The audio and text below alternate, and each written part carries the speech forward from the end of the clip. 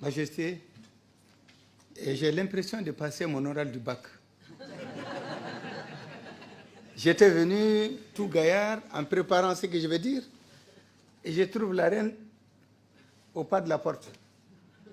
Et j'ai commencé déjà à perdre quelques idées. Mais Majesté, c'est pour vous dire combien je suis honoré, ma délégation et moi-même, mon épouse, de votre présence. Mesdames et messieurs, honorables invités, je vais vous parler de quelqu'un que j'aime beaucoup. Et parfois, je triche en parlant, parce que parfois, je ne suis pas totalement objectif. Je vais vous parler de Mali, mon pays, que j'aime peut-être un peu trop. Honorables invités, j'ai préparé 2 conférences. J'avais préparé à Bamako une communication qui répond au thème qui a été énoncé par le recteur, que je voudrais ici saluer et remercier l'ensemble de ses collaborateurs pour l'invitation qui m'est faite et l'ensemble des étudiants pour le temps qu'ils ont bien voulu prendre à venir m'écouter. Alors je me suis dit que cette conférence, elle est déjà réalisée parce que je vous donnais des exemplaires. Je préfère la mettre à côté. Et je vais partir directement sur une autre conférence qui, celle-là, sera certainement plus théorique parce que je ne vous remettrai pas le texte. Le Mali que j'aime et d'où je viens. Le Mali est un pays de l'Afrique de l'Ouest qui est au cœur de l'Afrique de l'Ouest.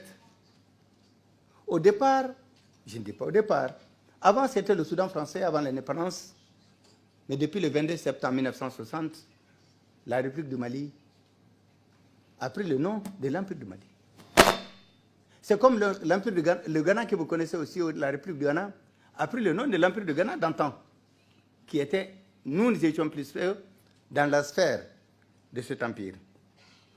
Le Mali, au cœur de l'Afrique de l'Ouest, a une dimension de 1 241 000 km², 14 millions d'habitants, 7 pays frontaliers et 7 000 km de frontières. Et les 2 tiers de notre pays se trouvent dans la Sahel et le Sahara. Pour ce qui concerne l'histoire, nous sommes un pays pétri d'histoire,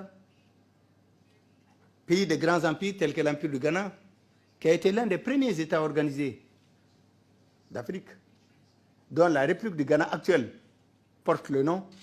Cet empire a été détruit pas par l'invention des barbares et autres, mais c'est le changement climatique qui, à l'époque, 8e, 9e siècle, a détruit tout un empire.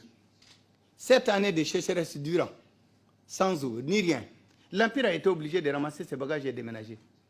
Et les populations sont parties chercher niche ailleurs. Parmi ces populations qui sont descendues plus bas dans la côte de l'Afrique de l'Ouest, en Gold Coast, à l'indépendance, le Ghana qui était Gold Coast a décidé de prendre le nom de l'Empire du Ghana, que nous avons partagé avec eux. Et le 22 septembre 1960, le Soudan français, nous ne reconnaissons plus ce nom colonial, nous avons choisi la République du Mali en souvenir de l'autre empire du Mali. Des royaumes célèbres. L'Empire du Mali a une caractéristique que je voudrais me permettre de vous parler rapidement. Et j'ai amené des textes d'ailleurs pour vous remettre, pour votre bibliothèque. C'est l'une des premières constitutions, sinon la première déclaration des droits de l'homme au monde. Ça date de 770 ans, à peu près. En effet, au moment de la constitution d'un très grand empire qui a couvert le Mali, la Côte d'Ivoire, la Guinée, le Sénégal, une partie de la Mauritanie, on disait qu'il partait depuis les sables jusqu'à l'océan Atlantique. C'était un vaste empire. À la constitution de cet empire, lorsque tous les rois se sont réunis pour décider de constituer l'empire, ils ont dégagé d'abord une charte qu'on a appelée communément la charte de Kouroukanfouga. Cette charte organise la vie sociale, mais surtout organise le pouvoir, ses limites et la succession dans le pouvoir. Nous avons appelé ça la charte de Kouroukanfouga, qui a été édictée plus exactement par l'ensemble de ces rois et connaissants en 1236, à peu près 70-80 km de notre capitale, Bamako.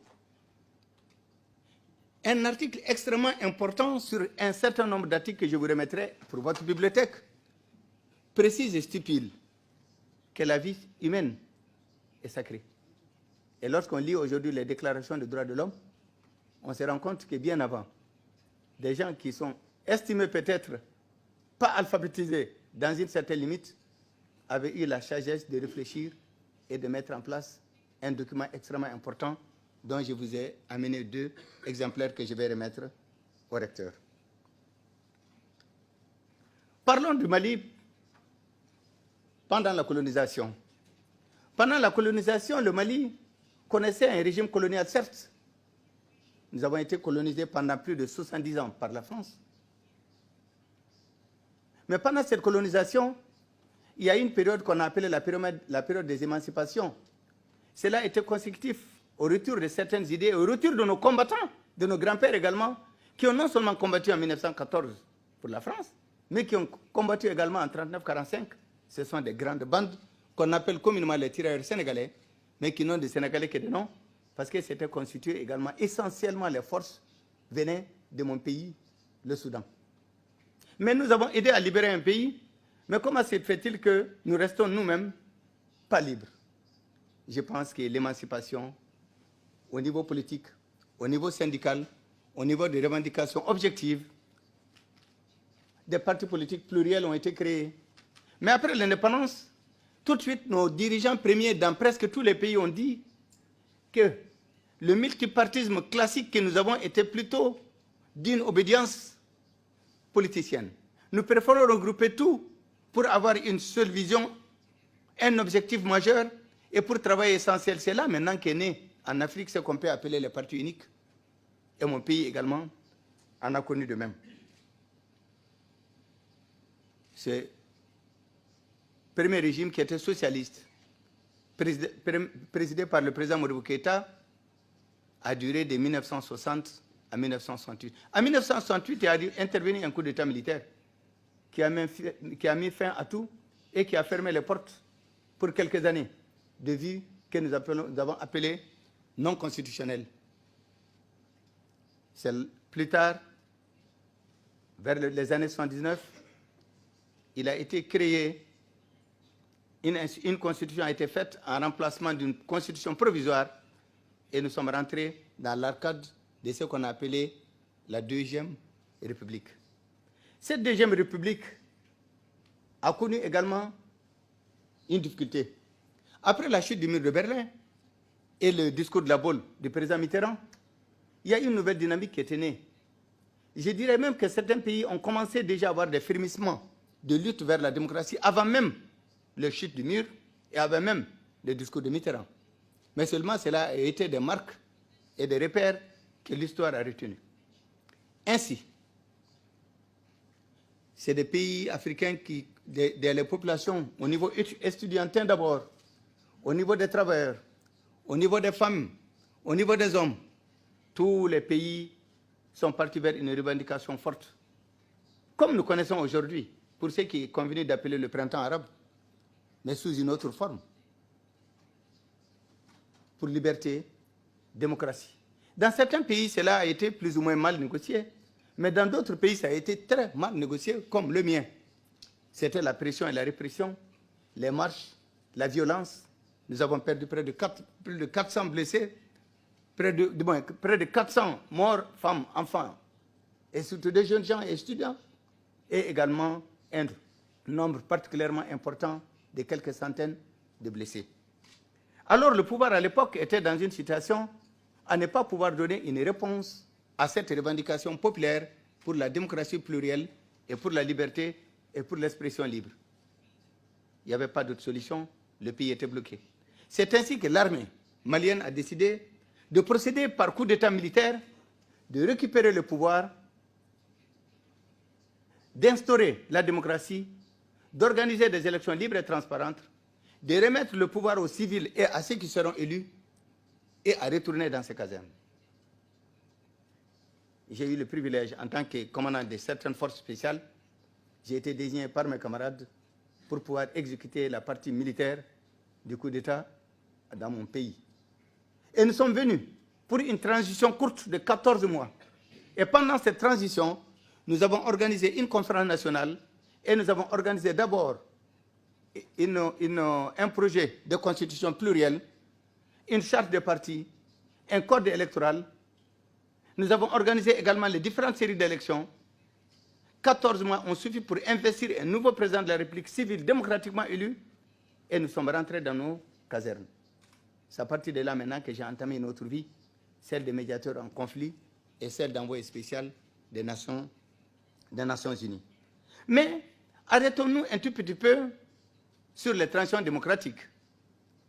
Les transitions démocratiques, je prends l'exemple du Mali et du Bénin.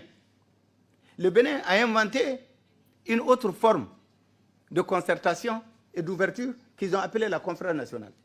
C'est-à-dire appeler tout le monde et décider de remettre tout à plat et à partir de cette conférence nationale, élaborer des textes et sortir avec, en tout cas, un avenir nettement plus constitutionnel que par le passé. Ça a été une très belle aventure. Mais au Mali, la transition qui a duré 14 mois a eu une nette différence par rapport aux autres transitions africaines. Nous avons eu des caractéristiques qui sont nettement différentes de celles des autres.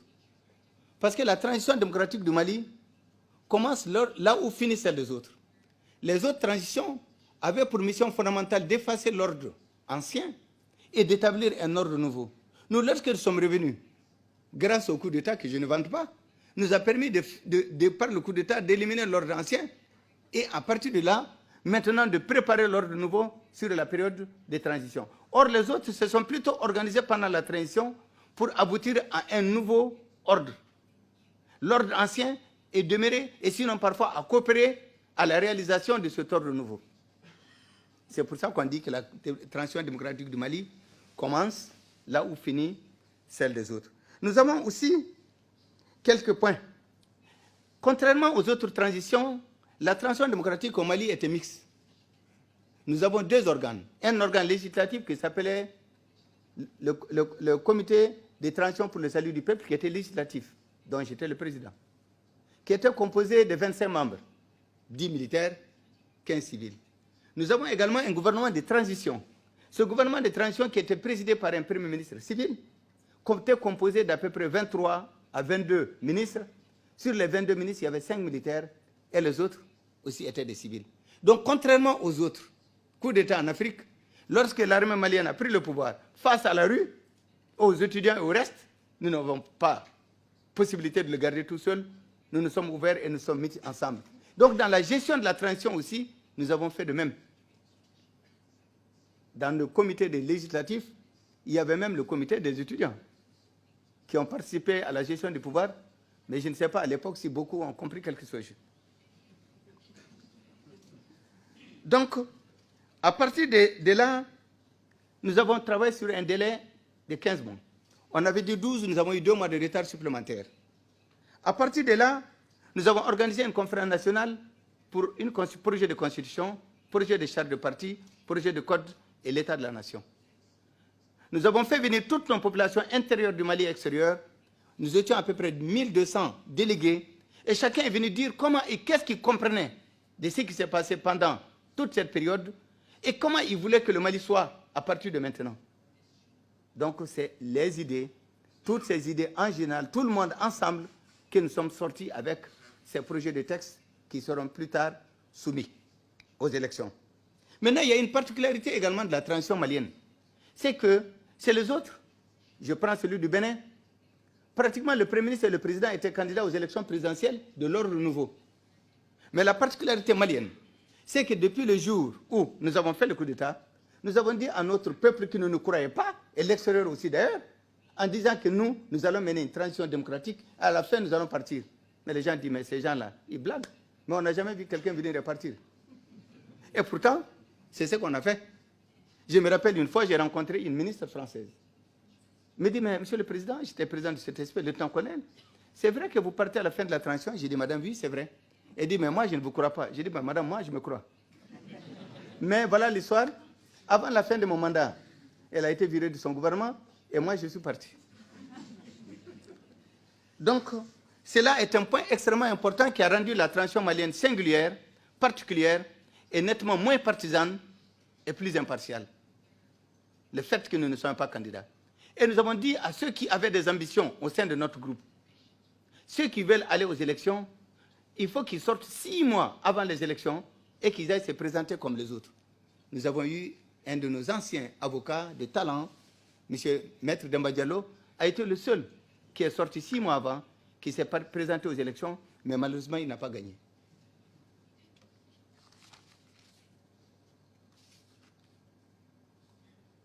Donc nous avons décidé à partir de là un multipartisme intégral, une démocratie plurielle, une constitution plurielle, des institutions de la République, chacun dans son rôle, la séparation des pouvoirs, le rôle du président, l'Assemblée avec droit de contrôle, du travail réglementaire gouvernemental et les autres institutions telles que la Cour constitutionnelle, la Cour suprême. On a mis un haut conseil de collectivités pour représenter les localités et les collectivités, ce qu'on appelle ici communément le Sénat. Et nous avons mis également nous avons mis en place un conseil pour ce qui concerne un conseil social pour la culture que nous avons mis en place également, et social et culturel, que nous avons mis en place pour pouvoir également gérer la partie culture, la partie sociale, où des compétences peuvent être réunies pour donner leur point de vue au pouvoir en place. À partir de là, nous avons donné également la liberté des ondes, parce qu'il y avait une seule radio, c'était la radiodiffusion nationale du Mali, qui était au service du pouvoir et qui était le porte-voix du pouvoir seul. À partir de là, j'ai eu l'occasion de signer une ordonnance pour dire qu'à partir de maintenant, les zones sont ouvertes, créer radio qui veut. Aujourd'hui, au moment où je vous parle, j'ai quitté le Festival des ondes libres à Bamako. Le ministre des Communications ne connaît pas le nombre de radios et de stations de radio qui se trouvent à l'intérieur de la République du Mali, tellement il y en a beaucoup. La presse était déjà libre, mais nous avons donné une impulsion tout à fait importante. La presse est devenue nettement plus libre, plus agressive, d'investigation, de mensonges aussi parfois, il faut dire. Mais quand même, elle était libre et avait le droit de dire ce qu'elle voulait. C'est ainsi que le 8 juin, après avoir organisé des élections, le référendum, nous avons organisé les municipalités, nous avons organisé les premiers tours des élections présidentielles et deuxième tour, nous avons organisé les premiers tours des élections parlementaires et deuxième tour. Un président de la République a été élu. Le 8 juin, je l'ai remis les attributs du pouvoir en tant que président démocratiquement élu et je suis retourné dans mes casernes. La seule erreur que j'ai faite, c'est que j'ai oublié de décider ce que je vais faire après. Déjà, lorsque j'ai fini de remettre le pouvoir au président, je suis sorti, je ne pouvais plus sortir. Il n'y a presque plus de garde-corps. Il n'y avait plus de motards pour m'accompagner à la maison. Il n'y a plus de voiture officielle. Tout le monde est parti vers le nouveau président. Ils m'ont laissé presque seul. Donc, j'ai dit, bon voilà, le pouvoir, et voilà toute la dimension. Ce n'était pas moi qui intéressais les gens, mais c'était le pouvoir. Mais je pense que c'était normal, c'était un choix libre que j'ai fait. Et si c'était à recommencer, j'aurais fait la même chose, peut-être même avec beaucoup plus d'insistance. Et voilà que les militaires sont partis. Le président Alpha Oumar Konaré est élu professeur d'université d'histoire et élu pour 10 ans. Sa période a été bien, c'est-à-dire qu'il a fait 2 mandats de 5 ans. Mais au bout de 2 mandats de 5 ans, on l'avait prévu à la conférence nationale que j'ai présidée moi-même, qu'il était une constitution où il y avait 2 mandats. Et la particularité de la constitution du Mali par rapport aux autres constitutions d'Afrique, c'est que la plupart des constitutions d'Afrique peuvent changer à une majorité, même au niveau de l'Assemblée nationale. Mais il était prévu dans notre constitution, excusez-moi, un article qui disait que seul un référendum ouvert à l'ensemble des Maliennes et des Maliens pouvait décider le changement d'un seul article.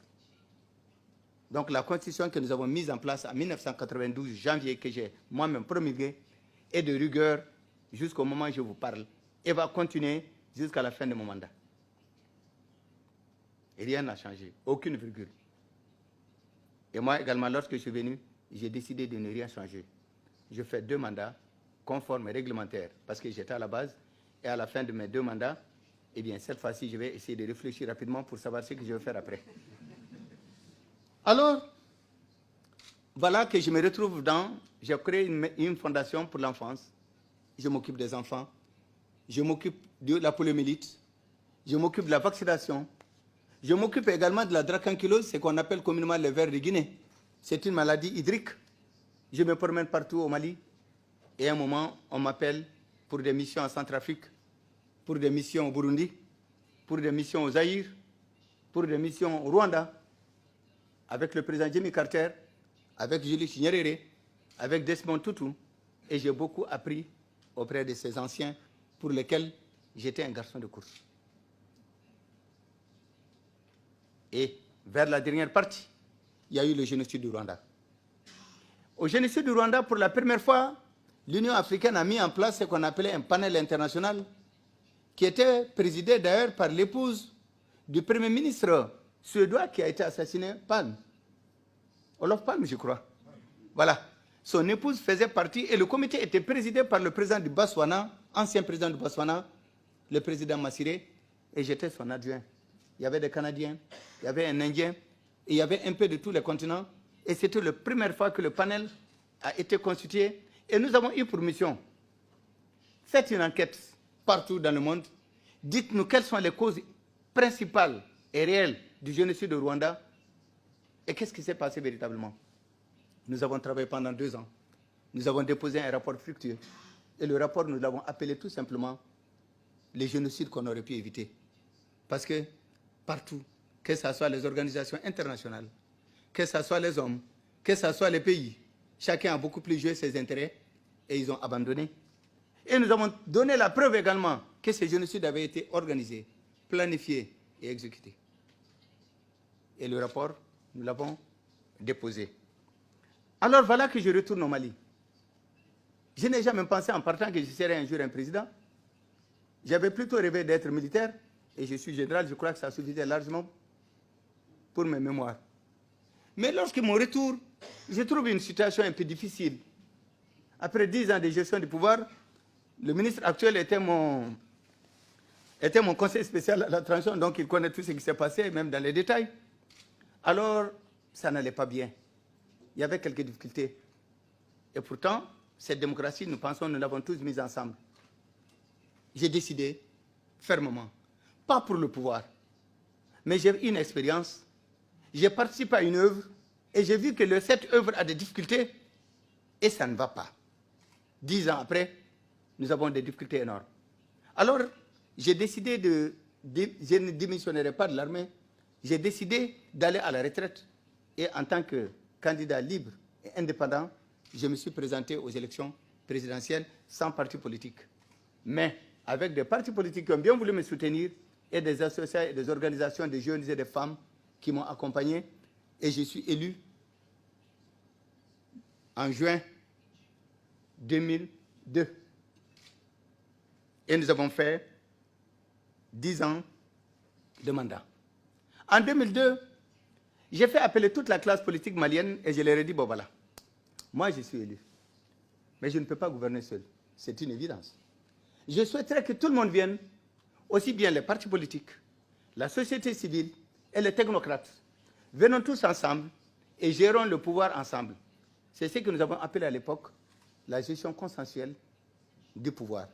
Je pense que c'est une forme et une expression extrêmement importante que nous avons expérimentée pendant 10 ans, qui calme les ardeurs, qui régule les ambitions et également qui permet de se consacrer à l'essentiel, c'est-à-dire à réunir toutes les intelligences et une dynamique et une synergie dans le cadre de la gestion d'un pays. Donc, c'est à partir de là, après ces élections que j'ai gagnées, il n'y avait pas de crise post-électorale, il n'y avait pas de crise de conflit post-électoral, il n'y avait rien du tout. C'est librement, un libre choix. Après l'expérience que j'ai vécue au Rwanda, au Burundi et partout en Afrique, après ce que le pouvoir a constitué comme enjeu et peut-être détruit certains pays par des ambitions individuelles et personnelles, je pensais qu'en associant tout le monde, nous allons gérer certaines difficultés et en ce moment, nous n'allons pas avoir de conflits ethniques, des conflits individuels, des conflits régionalistes qui ont été largement fréquents dans certains pays africains. Donc, en 2007, nous finissons ce premier mandat. Et là, Nous sommes en 2007, je vais vite. En 2007, je me représente aux élections présidentielles après un mandat de 5 ans. Le bilan n'était pas très mauvais. Et j'ai réussi certainement avec les uns et les autres à convaincre. Mais cette fois-ci, il y a eu une rupture sur la gestion consensuelle du pouvoir. 90% des partis politiques avec lesquels nous avons mené 5 ans étaient d'accord que l'expérience continue. Mais il y avait un ou deux partis qui m'ont dit « Nous préférons essayer une autre forme de démocratie ». J'ai dit qu'il y a M. Le Rocard, qui est un ami, ancien premier ministre français, m'a dit que la démocratie type occidentale est une démocratie de confrontation. Or, chez nous, la confrontation va rapidement vers l'ethnie, vers la région ou bien des affaires personnelles. Donc, c'est une démocratie qui aussi a ses limites. Or, la démocratie consensuelle, il y a toutes les bases de la démocratie. Toutes les libertés sont garanties. Mais nous avons apporté quelque chose à nous-mêmes, que nous tenons de nos valeurs propres, que nous tenons de l'histoire de notre pays, histoire d'empire, et c'est ce jeu consensuel sur lequel nous pouvons nous attendre sur l'essentiel, même si nous ne sommes pas d'accord sur le reste.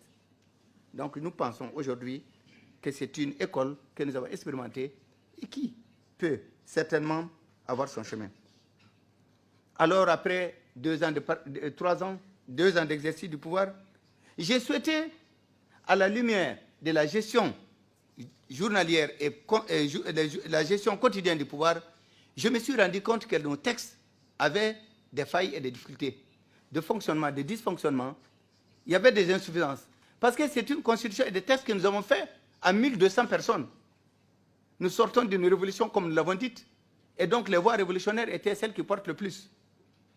Nous avons beaucoup plus écouté les révolutionnaires que les juristes et les constitutionnalistes. Donc nous nous sommes rendus compte dans la gestion du pouvoir qu'il y avait des points et des limites qu'il faut certainement corriger. C'est ainsi.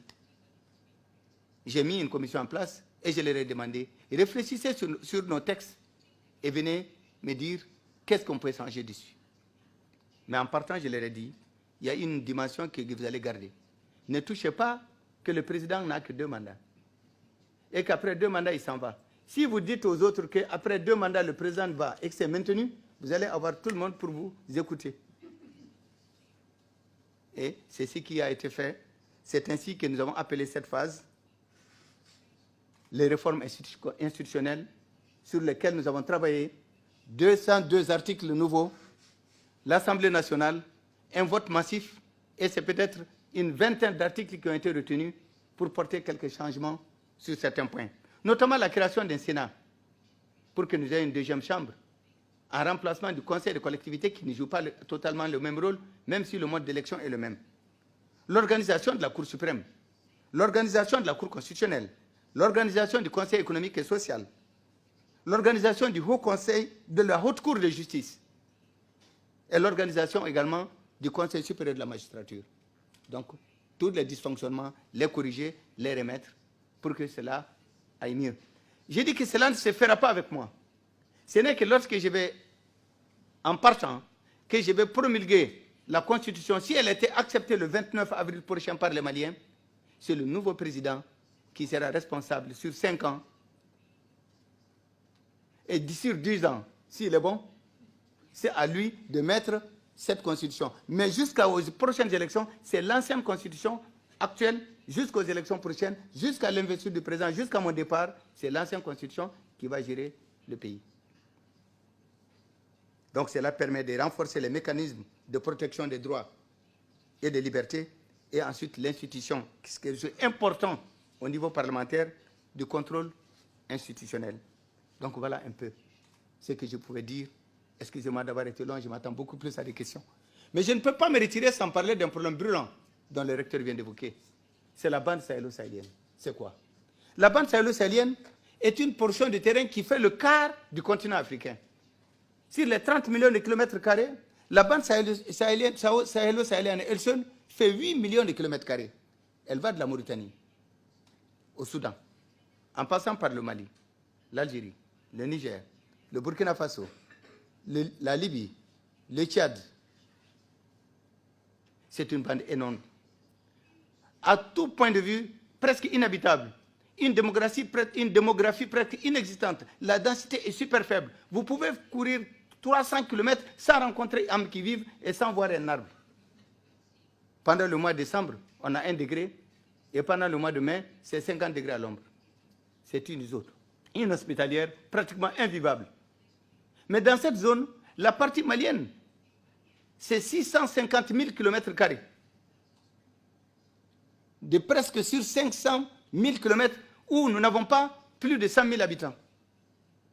Donc une zone rude et extrêmement difficile.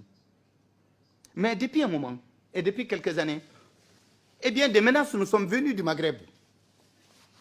Trouver d'autres menaces également qui ont existé dans cette grande bande. Ces menaces, c'est d'abord le trafic de cigarettes, qui était courant depuis longtemps. Il y a eu le trafic d'armes. Il y a eu le trafic de la drogue, qui s'est consolidé et qui est devenu un des chemins de passage pour quitter l'Amérique latine, tomber sur les côtes de l'Afrique de l'Ouest, traverser l'Afrique de l'Ouest, passer un peu partout, et aussi dans la bande sahélo-sahélienne, pour alimenter le Maghreb, le Proche-Orient, le Moyen-Orient et l'Europe. Et ensuite, qu'est-ce que nous avons?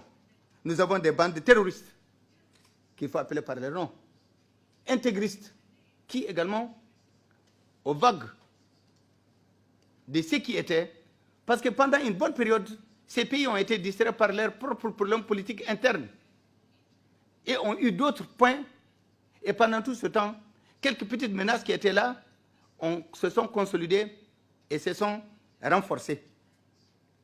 Et il y a également des groupes qui transportaient des gens à partir du continent africain pour les amener dans le paradis européen. Donc les passeurs aussi est une menace qu'il faut y ajouter. Donc c'était une zone faible, une zone fragile. Ces gens se caractérisaient par l'attaque de nos armées de temps en temps, mais surtout par l'enlèvement d'otages. Pourquoi les otages? C'est essentiellement pour la rançon, qui les permettait de payer des complicités, de payer des armes, de se renforcer, de s'organiser. Alors, pendant un bon moment, nous ne sommes pas compris, les pays de la sous-région, sur la dynamique qu'il faut engager.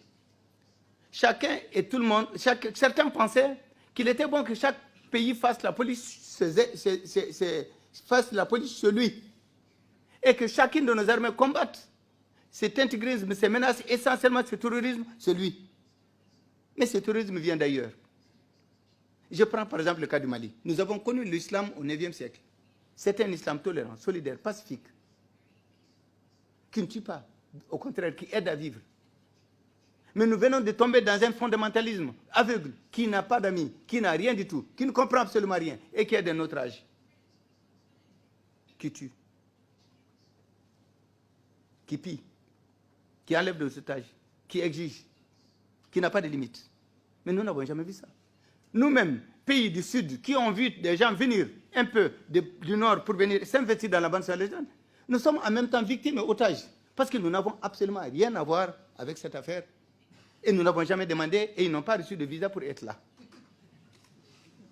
Bien au contraire. Mais le Mali, dans sa réflexion, nous avons combattu. Mais nous nous sommes rendus compte que ce sont des menaces transfrontalières. Aucune menace n'est née à l'intérieur de la bande. Toutes les menaces sont venues d'ailleurs. Et elles passent d'un pays à un autre pays. Étant donné qu'il y a des menaces transfrontalières, nous nous sommes dit, attendez, la solution n'est pas nationale, mais la solution est transfrontalière. Et je pense que c'est cela qu'il faut travailler. Pour ça, depuis 2006, le Mali a demandé l'organisation d'une conférence des États riverains au niveau sommet chef d'État pour dégager une vision et pour dégager une stratégie et pour combattre ensemble. Nous n'allons pas nous asseoir à dire à chacun, non, c'est vous qui êtes responsable, non, c'est vous qui êtes responsable. J'ai dit non, nous sommes tous responsables. Parce que ces gens, nous ne les connaissons pas. Ils sont venus d'ailleurs, nous ne les avons pas demandés. Et s'ils partent demain, ça nous fera plaisir. Parce qu'ils sont venus perturber notre économie, perturber notre tourisme, perturber nos images. Nous n'avons absolument rien à voir avec eux. Heureusement que l'impact intégriste n'a pas porté fruit sur nos populations. Mais le banditisme qu'ils ont importé, ça oui, parce qu'il y a un gain facile dans toute cette bande de combien de kilomètres. Alors, nous avons demandé la réunion des chefs d'État que je n'ai pas pu obtenir. Parce que les autres, et certains avaient une autre lecture différente de la mienne. Mais, à la limite, et avec les difficultés qui s'accentuent et des forces terroristes qui se renforcent, les gens ont fini par comprendre, excusez-moi, et ils se sont mis d'accord qu'il fallait cette conférence Mais avant la conférence, grâce au talent de mon ministre des Affaires étrangères, que je viens de nommer, a décidé avec moi de bâtir une stratégie. Allons-y voir les autres et mettons les conclusions de la conférence sans que la conférence ait lieu. C'est ainsi que nous avons dégagé une vision commune par les ministres des Affaires étrangères qui se sont réunis. C'est ainsi que nous nous sommes portés à Alger. Nous avons rencontré nos partenaires. C'est ainsi que nous avons mis un état-major, un comité des chefs d'état-major, un état-major intégré, nos 4 armées, Mauritanie, Mali, Niger et Algérie, que nous avons mis à Tamarasset. Et cet état-major devait réfléchir, planifier et organiser un combat commun et une bataille commune contre eux pour permettre de les couper des bases logistiques et leur permettre également de ne pas passer d'une frontière à une autre facilement. Mais pour cela, il faut occuper une zone extrêmement grande pour 650 000 km². Et lorsque vous ajoutez les périmètres des autres. Et pour ce qui concerne les frontières, nous avons 2200 km de frontières avec la Mauritanie, 1850 km de frontières avec l'Algérie, 600 km de frontières avec le Niger. Mais nous n'allons pas avoir l'ambition de dire au monde que nous avons une armée pour quadriller tout ça. Les étendues sont énormes. Donc nous avons dit qu'il faut tous ensemble pour que nous puissions maîtriser. Cela est accepté maintenant. Une stratégie a été battue. Il y a moins de 3, 4, 5 mois, si on me demandait quel était le problème, j'ai dit que le problème c'était un déficit de coopération sous-régionale. Il se comble, mais nous ne sommes pas rentrés dans la phase active. Et je pense qu'il vaut mieux qu'on le fasse le plus tôt. Et c'est là extrêmement important pour cette sous-région, depuis maintenant et tout de suite. Alors le Mali, après avoir expérimenté, combattu, perdu 2 hommes, nous avons réfléchi pour déjà dégager une vision nationale. Nous avons dégagé ce qu'on a appelé un programme spécial pour la paix et le développement et de la gouvernance dans la région nord du Mali. Nous avons pris 2 éléments essentiels parmi d'autres. La première, c'est quoi? Les gens sont là-dedans parce que nous ne sommes pas. Nous ne pouvons pas être partout parce que le terrain est immense. Mais qu'est-ce qu'il faudra-t-il faire alors? Il faut occuper l'espace. Il faut remilitariser, sinon militariser la bande sahélo-sahélienne. Avec toutes nos armées, avec tous les moyens. Il faut sécuriser la bande sahélo-sahélienne. Il ne suffit pas de sécuriser son pays seul. Il faut qu'on sécurise tous, nos pays tous ensemble. Et le deuxième point que le Mali a souhaité, c'est que le terrorisme pousse sur un terrain fertile. C'est le terrain de la pauvreté et la précarité. Tant qu'il y a ce terrain, il est facile de donner une idéologie, il est facile de tromper, il est facile également d'inculquer l'intégrisme chez un homme ou une femme. Donc nous avons décidé de protéger aussi nos populations. Que faire? Il faut répondre aux besoins essentiels des populations. C'est là que nous avons dégagé un programme de développement. Donc notre binôme, c'est sécurité, défense et développement. Développement, c'est quoi? C'est répondre à ce dont les populations ont besoin. Parce que quelle est la technique terroriste? Il vient d'abord avec la barbe et le Coran. Chez nous, ça fait sage. Mais derrière, personne ne le sait. D'autre part, l'une des armes essentielles, c'est d'abord l'humanitaire, au secours des familles pauvres, au secours du démuni, au secours du malade. Et donc, c'est une approche qui est très populaire et qui va rapidement et qui peut être à la limite même accueillie par les populations qui sont nécessiteuses, pauvres. Et donc, c'est ainsi que nous avons décidé le développement. Centre de santé, école communautaire, école nomade avec cantine scolaire, puis à grand diamètre, puis revenus.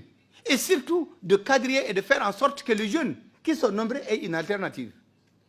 Un jeune qui est là, il fait l'élevage. Avec les sécheresses endémiques, sur 3 ans, nous avons 2 mauvaises saisons de pluie et une moyenne. Pas de pâturage. En 1 an, ils perdent tout. Il faut recommencer l'année suivante. Donc, c'est des jeunes gens qui ont une autre mentalité, qui sont plus nombreux, qui ont en quête du bien-être. Alors, si vous ne les offrez pas des alternatives honnêtes et crédibles, ils vont s'embarquer dans n'importe quelle aventure. L'essentiel et le plus important pour eux, c'est d'avoir un revenu pour se marier et vivre. Donc, c'est ainsi que le PSBDN, que nous avons soumis au Parlement européen, qui a été accepté, soutenu par les pays tels que le Pays-Bas et les autres, nous permet aujourd'hui de dégager une politique dans le cadre de la lutte, oui, mais il faut surtout le développement pour pouvoir atténuer certains. Nous avons bien commencé. Mais voilà qu'il y a la crise libyenne. Personne ne peut contester au peuple libyen sa lutte pour son émancipation et la démocratie en Libye. Personne ne peut le faire. Nous l'avons fait, nous. Et pour quelle raison? Le dénier à d'autres. Ça, c'est un point qui ne se discute même pas. Mais cependant, la Libye est un magasin d'armes. Presque tout le monde est armé et il y a beaucoup d'armes et de munitions en réserve. La révolution populaire qui s'est déclenchée a fait en sorte que les magasins d'armes et tout le reste, chacun est venu prendre ce qu'il voulait. Et peut-être que ceux qui étaient en train de combattre pour la liberté, il y a d'autres qui étaient venus combattre pour aller vendre. C'est ainsi que dans la bande sahélo-sahélienne s'est dissimé un certain nombre d'armes de tout type, de tout genre et de tous les calibres. Les armes se vendent facilement. Certainement, à un moment, c'est l'un des magasins d'armes les moins chers au monde. Et la variété des armes est énorme. Anti-aériennes, pièces d'artillerie. Mais ce n'est pas croyable ce qu'on peut trouver dans cette bande. Et toutes ça, ces armes sont venues renforcer les capacités agressives de toutes les menaces dont je viens de vous parler. Parce que chacune de ces menaces se protège, s'organise. Et maintenant, ils étaient armés. Maintenant, ils sont très armés. Parce que les gens sont venus avec les armes, sont venus avec les munitions et sont venus avec beaucoup de véhicules volés. Et cela a renforcé les capacités de ceux qui étaient déjà là, qui déjà donnaient des peines à nos pays. Mais maintenant, il va falloir se battre pas à pas, parce qu'ils sont bien armés et ils sont bien équipés. Alors, comme si cela ne suffisait pas, nous vivons les effets collatéraux de la guerre de Libye. Je répète que je suis pour le printemps arabe. Mais par contre, il y a un hiver qui se crée chez nous, nettement plus rude que dans le très très grand nord. Et si les autres font printemps pour avoir la démocratie, nous sommes démocrates déjà depuis 20 ans. Mais nous n'avons pas de leçons à recevoir. Mais cependant, nous ne pouvons pas accepter de recommencer. Nous allons recommencer quoi? Mais voilà maintenant que dans l'armée de Kadhafi, il y avait des brigades spéciales très entraînées et c'était les mieux équipés que l'armée libyenne. Parmi ces brigades, il y a une brigade qui était commandée par un de ses fils, Kamis. Cette brigade était composée de la tribu de Kadhafi et de certaines tribus du Nord, et notamment certaines tribus Touareg. Et ces Touareg, une partie se trouve au Niger, en Algérie, en Libye, et une partie au Mali aussi. Maintenant, avec la défaite et la débandade, les gens sont partis avec les armes antiaériennes. Des armes individuelles, collectives, lourdes, légères, toutes sortes d'armes et de munitions. Et ces armées sont venues. Il y avait déjà les armes depuis 6 mois.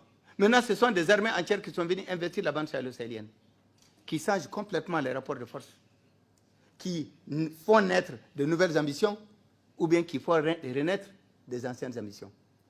Nous avons dit à la communauté internationale, la guerre en Libye, elle est terminée. La Libye est sur un pas démocratique que nous lui souhaitons beaucoup, beaucoup de réussite. Mais cependant, on a ouvert quelque chose de grave. Parce que demain, ça risque d'être nos pays.